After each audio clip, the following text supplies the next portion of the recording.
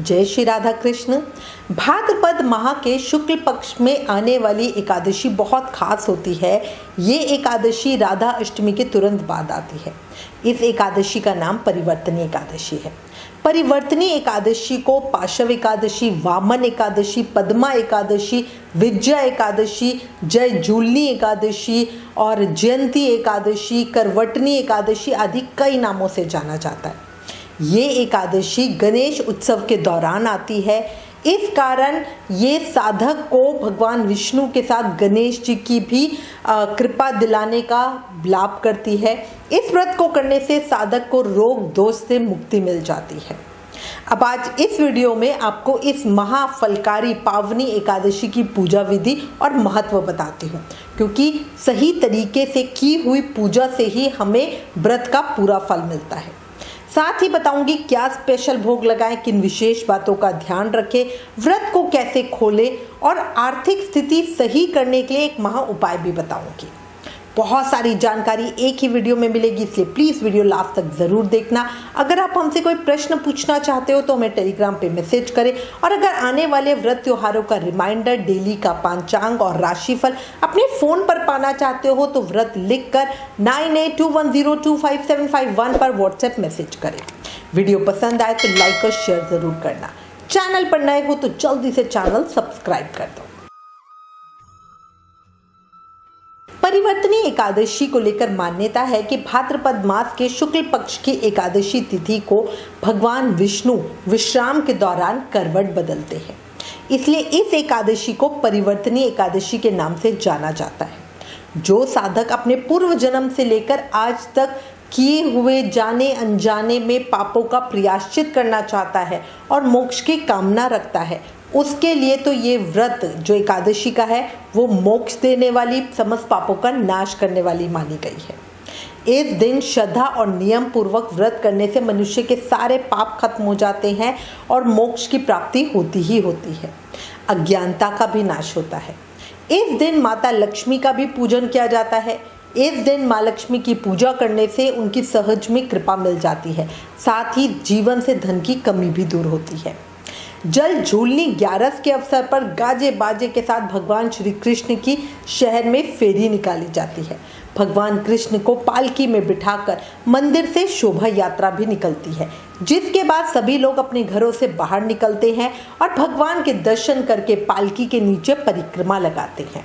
परिवर्तनी एकादशी व्रत और पूजा का महत्व वाजपेयी यज्ञ के समान माना गया है। इस एकादशी को भगवान विष्णु के वामन अवतार की पूजा की जाती है। महाभारत की कथा में एकादशी व्रत का वर्णन आता है। भगवान श्री कृष्ण युधिष्ठिर और अर्जुन को एकादशी के महत्व के बारे में बताते हैं। अब आपको एकादशी व्रत की पूजा विधि बताती हूँ। अपनी हर वीडियो में कहती हूँ कि अगर आप किसी भी कारण से व्रत नहीं कर पा रहे हो तो कम से कम एकादशी की पूजा जरूर करो, कथा सुनो, बहुत उत्तम फल मिलता है। एकादशी का व्रत दशमी की तिथि से ही आरंभ हो जाता है। एकादशी का व्रत करने वालों को दशमी के दिन सूर्य अस्त के बाद भोजन नहीं करना चाहिए। ये करने से पेट में अन्न का अंश नहीं रहता। रात को ब्रह्मचार्य व्रत का पालन करते हुए जमीन पर सोएं। एकादशी के दिन सुबह जल्दी ब्रह्म मुहूर्त में उठकर स्नान आदि करें। स्वच्छ कपड़े पहने। नहाने के पानी में गंगा जल और आंवले का रस जरूर मिला लेना।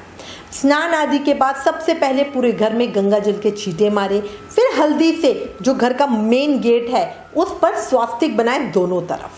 फिर पूजा की तैयारी करें। फूल, फल, प्रसाद, पंचामृत आदि सब सामान इकट्ठा करके पूजा के लिए बैठे। सबसे पहले भगवान विष्णु को याद करें और अपने व्रत का संकल्प करें। इसके बाद भगवान वामन की पूजा विधि विधान से करें। अगर आप पूजन करने में असमर्थ हो तो पूजा किसी योग्य ब्राह्मण से भी करवा सकते हैं। भगवान वामन को पंचामृत से स्नान कराएं। अगर भगवान वामन का शिव विग्रह आपके पास नहीं है तो आप उनकी फोटो भी ले सकते हो। अगर सपोज फोटो भी नहीं है तो मानसिक रूप से उन्हें मन में धारण करके फिर उनकी पूजा कर सकते हैं। अगर आपके सेवित शिव विग्रह है, लड्डू गोपाल जी, युगल सरकार जी या शालग्राम जी, तो उन्हें भी बढ़िया पंचामृत से स्नान कराएं। पूजा के बाद भगवान के इस चरणामृत को परिवार के सभी सदस्यों के अंगों पर छिड़के और इस चरणामृत को पिए भी। इसके बाद भगवान को धूप, दीप, फूल, फल, इत्र या गंध, नैवेद्य यानी मिठाई, पान, सुपारी आदि पूजन सामग्री अर्पित करें।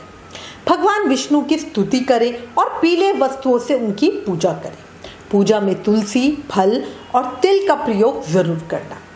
एकादशी व्रत की कथा जरूर सुनना। बहुत बार हमें वीडियो पहले मिल जाता है तो हम पूजा करते हुए कथा नहीं सुनते हैं, ये गलत होता है।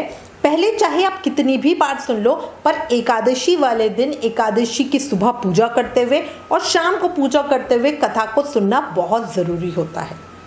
एकादशी के दिन विष्णु सहस्रनाम का पाठ करने से भगवान विष्णु की विशेष कृपा मिलती है, इसलिए विष्णु सहस्रनाम का पाठ भी ज़रूर करना। अगर आपको संस्कृत में बोलना नहीं आता तो आप पाठ वीडियो चला लीजिए और उसको सुन भी सकते हैं। फिर भगवान विष्णु की, एकादशी माता की, लक्ष्मी माता की आरती जरूर करना और अंत में पूजा में हुई किसी भी भूल चूक के लिए क्षमा याचना करना। इस व्रत के बारे में भगवान श्री कृष्ण ने स्वयं युधिष्ठिर से कहा था कि जो इस दिन कमल नयन भगवान का कमल से पूजन करते हैं वे अवश्य भगवान के समीप जाते हैं, इसलिए पूजा में कमल पुष्प भी जरूर अर्पित करना।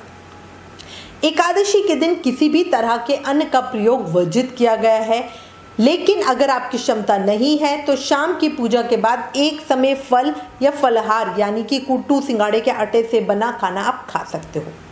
इस एकादशी को तांबा, चांदी, चावल और दही का दान करना बहुत उत्तम कहा गया है। अब कई लोग प्रश्न करते हैं कि क्या एकादशी को हम चावल दान कर सकते हैं? तो जी बिल्कुल, हमें चावल खाने नहीं होते, चावल बनाने नहीं होते, पर कच्चे चावल हम दान कर सकते हैं। पके हुए मतलब चावल अगर आप बॉईल करके या पुलाव बनाकर या किसी भी तरह से खीर बनाकर उसको दान नहीं कर सकते, क्योंकि बने हुए चावल को तो कोई खा लेगा जिससे उसे दोष लग जाएगा। पर कच्चे चावल जो हम दान करते हैं वो रख लेगा और उसे बाद में इस्तेमाल करेगा। अब चर्चा करते हैं इस दिन किस चीज का स्पेशल भोग लगता है। तो इस दिन बालम ककड़ी का फलहार लेना चाहिए, इससे कभी किसी जन्म में हम गूंगे नहीं बनते। ठाकुर जी को बढ़िया ककड़ी का भोग लगाएं, लोगों में प्रसाद रूप में बांटें और फिर स्वयं भी खाएं। देखो, हर एकादशी व्रत में कहती हूँ किसी भी कर्म का फल हमें कई गुना होके मिलता है। अच्छे कर्म करोगे तो उसका फल भी कई गुना होके मिलेगा, बुरे कर्म करोगे तो इसलिए उसका फल भी कई गुना होके मिलेगा। और इसलिए ही हमारे संत महात्मा हमें एकादशी वाले दिन झाड़ू लगाने से मना करते हैं, ताकि गलती से भी हम किसी जीव की हत्या ना कर दें। इसी के साथ कुछ विशेष बातों का जरूर ध्यान रखना। इस दिन किसी को भी अपशब्द मत कहना, किसी की निंदा नहीं करना, पूरा समय भगवान विष्णु का स्मरण करना। एकादशी का व्रत रखने वाले को अपने मन को शांत और स्थिर रखना चाहिए, किसी भी तरह की द्वेष भावना या क्रोध मन में ना लाए। एकादशी के दिन रात्रि जागरण का विशेष महत्व है, इसलिए अगर हो सके तो रात में जागकर भगवान का भजन कीर्तन जरूर करें। अपने व्रत का पारण यानी समापन यानी व्रत खोलना बताए हुए समय पर ही करना। अपनी पिछली वीडियो में आपको एकादशी पूजा का शुभ मुहूर्त समय और पारण समय बता चुकी हूँ। उसी समय पर अपने एकादशी व्रत को खोलना। व्रत खोलने के लिए बताए हुए दिन सूर्य उदय के समय उठकर पूजा करें, किसी ब्राह्मण को भोजन करवाकर दान दक्षिणा देके विदा करें।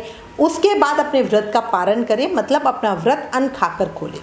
जो लोग निर्जल व्रत करते हैं वो भगवान का चरणामृत पीकर व्रत खोलें। अब हम चर्चा करते हैं वामन द्वादशी की। देव माता अदिति की कोख से भाद्रपद मास के शुक्ल पक्ष की द्वादशी को भगवान विष्णु ने वामन अवतार लिया था, इसी से इसे वामन द्वादशी कहते हैं। इस दिन पूरे विधि विधान से भगवान विष्णु के वामन स्वरूप की पूजा करें, वामन अवतार की कथा सुने। वामन द्वादशी को भगवान के वामन स्वरूप की पूजा करते हुए उन्हें 52 पेड़े और 52 जगह दक्षिणा रखकर पूजा करें। भगवान वामन को भोग लगाकर दही, चावल, चीनी, शरबत और दक्षिणा ब्राह्मण को दान करके व्रत का पारण करें। इस दिन उद्यापन यानी व्रत समाप्ति उत्सव भी करा जाता है, जिसमें ब्राह्मण को एक माला, 2 गौमुखी, कमंडल, लाठी, आसन, गीता, फल, छाता, खड़ाऊ तथा दक्षिणा देते हैं। इस व्रत पूजा को करने से निश्चित ही स्वर्ग की प्राप्ति होती है। देखो, ये परिवर्तनी एकादशी बहुत महान और फलकारी एकादशी है, इसलिए इस एकादशी पर आपको आर्थिक समस्या से मुक्ति पाने के लिए जल जूली एकादशी या ढोल 11 के दिन भगवान विष्णु के मंदिर में जाकर साबुत श्रीफल और 125 ग्राम साबुत बादाम चढ़ाने हैं। इस उपाय को करने से जीवन में आर्थिक लाभ होता है और पैसों से जुड़ी समस्या दूर होती है। मतलब समझो कितना ही आसान चीज़ है कि सिर्फ आपको बहुत थोड़ी मात्रा में एक श्रीफल लेना है, मतलब नारियल, जो पानी वाला नारियल होता है वो लेना है, अच्छा बड़ा लेना जिसमें पानी अच्छे से हो, और 125 ग्राम बहुत थोड़े से साबुत बादाम लेने हैं। मतलब इसमें बहुत ज़्यादा आपका खर्चा भी नहीं होगा और इतना फलकारी है, उसका तुरंत रिजल्ट आपको दिखेगा। करके देखना और मुझे कमेंट करना, उसका प्रभाव बताना। इसी के साथ मैं उम्मीद करती हूँ इस वीडियो में दी गई जानकारी आपके लिए उपयोगी होगी। इससे रिलेटेड अगर आपके पास कोई भी कमेंट्स या सजेशन है तो प्लीज़ हमें लिखें। ज्ञान बांटने से बढ़ता है, इसलिए इस वीडियो को ज़्यादा से ज़्यादा शेयर करें। आप हमें फेसबुक और इंस्टाग्राम पे भी ज़रूर फॉलो करें। Please like, share and subscribe. Thank you. जय श्री राधा कृष्ण।